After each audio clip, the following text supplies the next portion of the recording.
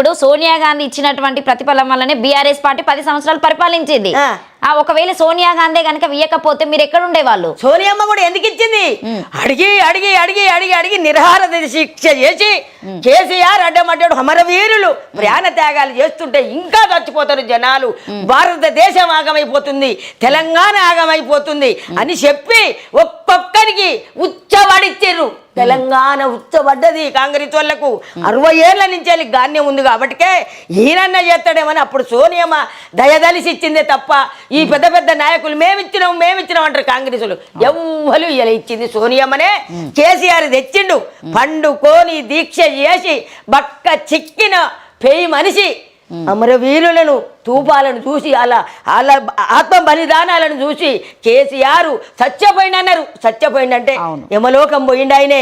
యమునితోటి కొట్లాడి దిగి భూమి నుంచి దివికి దిగొచ్చి ప్రజల కొరకు మళ్ళీ వచ్చి ప్రజాసేవ చేసిండు కేసీఆర్.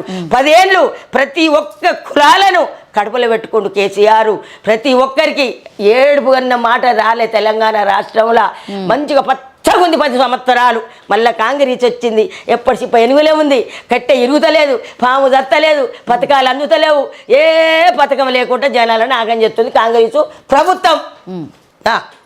అంటే రేవంత్ రెడ్డి గారి పాలన బాగాలేదు. ఏ బాగుంది మేడం, మీరే చెప్పండి. అందరు ప్రజలను నోట వినండి.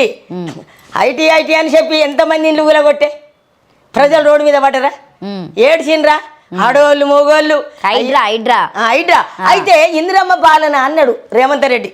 ఇందిరమ్మ పాలనకు ఇందిరమ్మ రాజ్యం ఏలినాడు, ఆమె ముఖ్యమంత్రి ఉన్ననాడు ఇల్లు లేనోనికి ఇల్లు కట్టించింది ఇందిరమ్మ, జాగలేనోనికి ఎకరం జాగిచ్చింది, సీలింగ్ భూములు ఇచ్చింది, పాసుబొక్కులతోటి ఇచ్చింది, ఇండ్ల జాగలు ఇచ్చింది.